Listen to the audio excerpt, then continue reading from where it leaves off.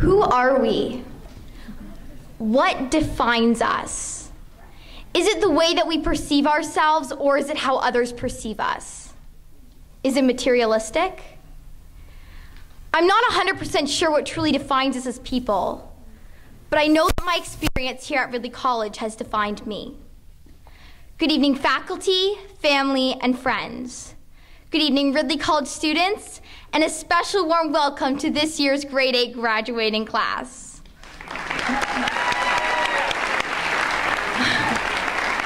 We did it. We made it.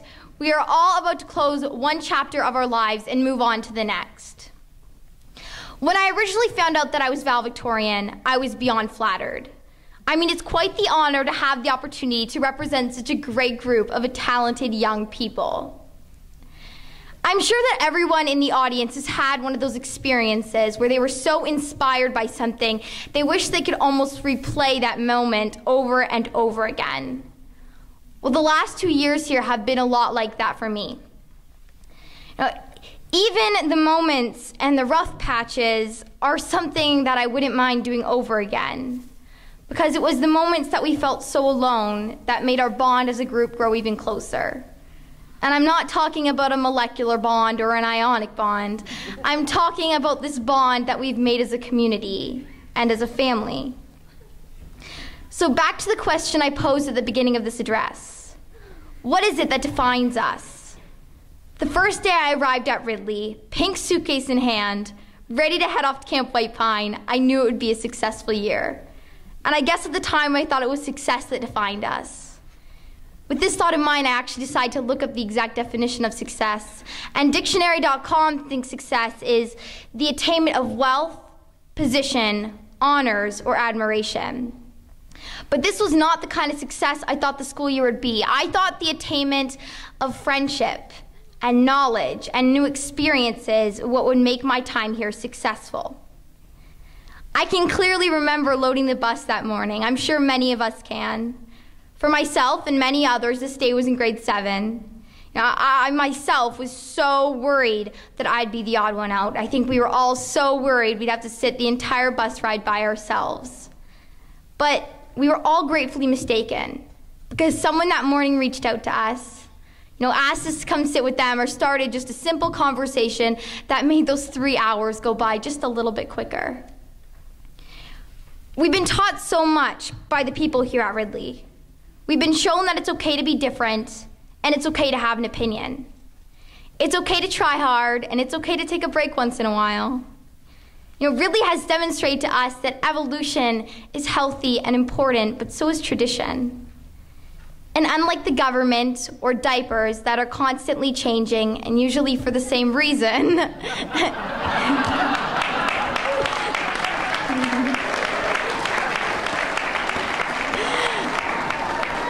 Ridley is all right with just staying still. Ridley has shown us that there's something to be said for repetition, like cadets, unity, like teamwork, and simplicity, found in chapel. It's a pity that 10 to 15 years from now, we might not remember every lesson each mentor here has taught us at Ridley. One day, we might not remember how to measure the volume of a cone, and we might not remember that all halogens have one electron missing, or D in Dr. Mr. Vandertramp stands for debonair. And we're sorry, Mr. Milligan, but I might not remember term 2, lesson H. But you see, though, we will remember the first time we saw Madame Bradley do a double knee slapper. We'll remember all the stories we ever heard about Esme told by Mr. Smith. I'll remember Father Jason asking me what I thought God looked like, and only being able to reply, Rebecca Black, obviously. And chalk flying by our faces during music class is a memory that we will always have. And though I may not always remember my skates, I will remember every time Miss O'Rourke is called out, "Ghetto gospel, y'all."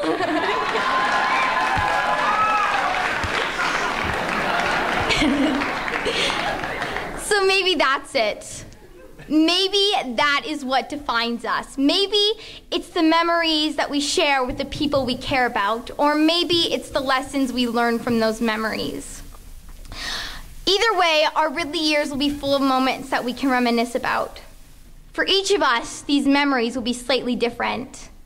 For some, they'll be watching Adam's hair grow, being taught to speak Spanish by a classmate, a special romance at Boric, or bleaching your hair. Yes, Schmitty and Romeo. For others, it'll be having your 5-hour energy drinks confiscated in Ottawa, the highest score in screen tennis, or the worst, Julia.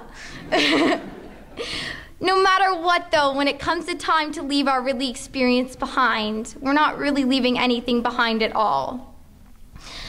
So before I wrap up my speech, I think we all owe a few thank yous. First, to any moms or dads in the audience. I'm not sure how good your parental judgment really is, but if you sent your kids to Ridley, you're doing something right. So you owe a round of applause.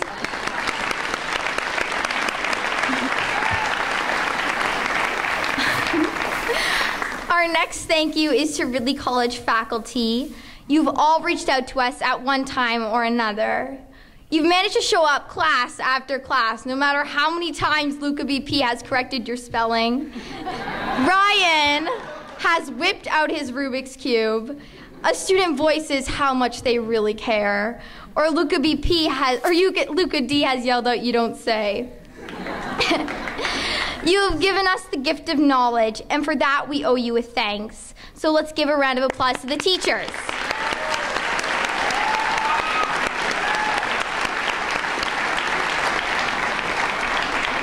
We also owe an acknowledgement to the Lees for sticking around as long as they did.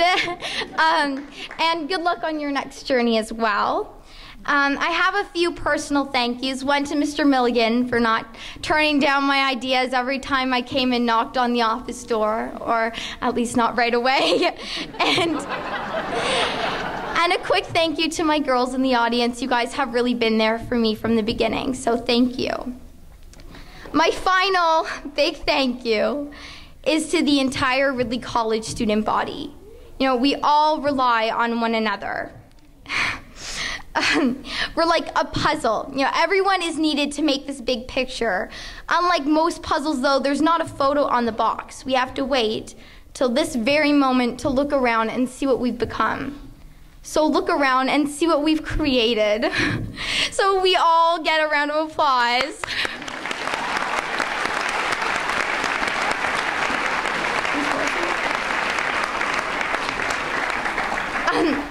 This year's grade 8 students, with the help of Miss Morrissey, wanted to document these great results, and we would like to present Ridley College Lower School with a quilt that was created by both this year's graduating class and the graduating class from a decade ago. So here we go, we can present it to Lower School.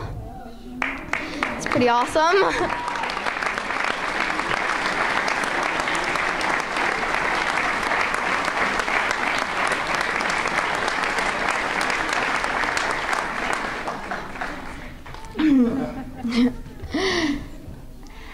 I will sadly not be continuing my journey here at Ridley. But like many of you, I came into this place undefined and unsuspecting of anything. But I will leave this place an amnesia playing, ghetto gospeling, bike riding, Phantom of the Opera reenacting, Ridley College Tiger. Thank you.